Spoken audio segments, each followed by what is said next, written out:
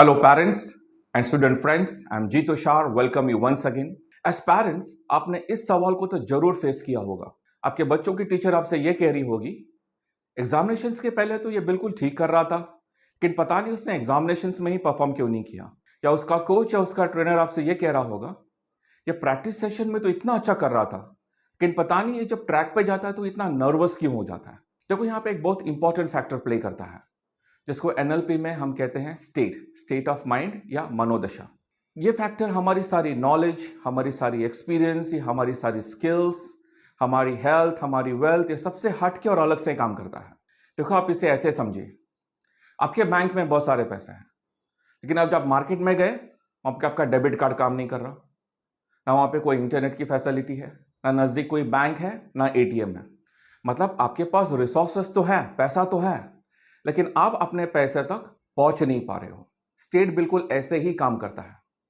हमारे बच्चे साल भर मेहनत करते हैं एग्जामिनेशंस के लिए या कॉम्पिटिशन्स के लिए, लेकिन जब वो एग्जामिनेशंस या कॉम्पिटिशन्स आ जाती है, तब उनके मन में वो डर आ जाता है, जिसे हम एग्जामिनेशंस फियर कहते हैं, या एंजाइटी, नहीं कर पाऊं तो, या नर्वसनेस की वजह से वो अपनी पूरी परफॉर्मेंस या अपनी पूरी क्षमता का या अपने रिसोर्सेस का इस्तेमाल नहीं कर पाते हैं। सो स्टेट ये फैक्टर को समझना इसलिए जरूरी है कि ये सीधा हमारे प्रदर्शन को ही निर्धारित करता है। कोई भी व्यक्ति हो, वो भले स्टूडेंट हो या कोई वर्किंग प्रोफेशनल हो, वो दो ही स्टेट में जीता है। एक तो वो पॉजिटिव स्टेट में जीता है, नहीं तो नेगेटिव स्टेट में जीता है। जो व्यक्ति नेगेटिव स्टेट में जीता है, उसकी समस्या सिर्फ इतनी है कि वो अपने रिसोर्सेस का पूरी तरह इस्तेमाल नहीं कर पाता या उस तक वहां तक पहुंच नहीं पाता। इसलिए इस स्थिति को रिसोर्सफुल या अनरिसोर्सफुल स्टेट भी कहा जाता है। अगर कोई व्यक्ति नेगेटिव स्टेट में थोड़े समय तक रहता है, तो वहां पर ही उसके नेगेटिव बिलीफ अपने बारे में बनने चालू हो जाते हैं। मतलब अपने ही बारे में नकारात्मक सोच डेवलप चालू हो जाती है।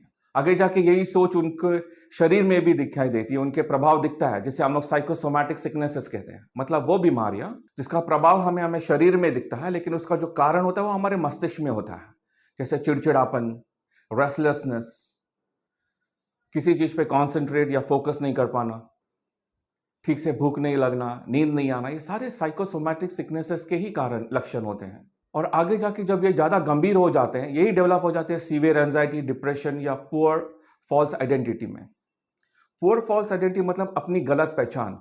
तो वो अपनी पहचान ही बना लेते हैं कि बस यही मेरी लिमिट है, यही मेरी सीमा है, इससे आगे मैं नहीं जा सकता।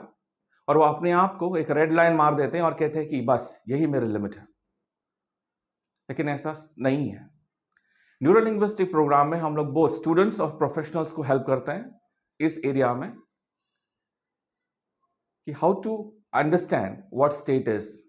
एज पेरेंट्स, आपको सिर्फ इतना करना है कि आपको बच्चों को यह सिखाना है कि स्टेट होती क्या है, यह बनती कैसी है, इसमें कौन से फैक्टर्स रोल प्ले करते हैं, अपनी पॉजिटिव स्टेट कैसे मेंटेन करें, कैसे बनाए रखें, और किसी कारण अगर आप खो भी दे तो कैसे इमीडिएटली अपने वापस पॉजिटिव और रिसोर्सफुल स्टेट में आ जाए। इसके बारे में मैंने एक पूरा लेसन हमारे वेबसाइट पे अपलोड किया है। हमारी वेबसाइट आप जरूर विजिट कीजिए। और एनएलपी ट्रेनिंग्स के द्वारा इस समस्या को आसानी से हल किया जा सकता है। हमारे नेक्स्ट वर्कशॉप के बारे में भी आपको हम जल्दी बताएंगे। ये इंफॉर्मेशन आपको हमारे वेबसाइट पे भी मिल जाएगी। तब तक के लिए you take care of yourself and be safe.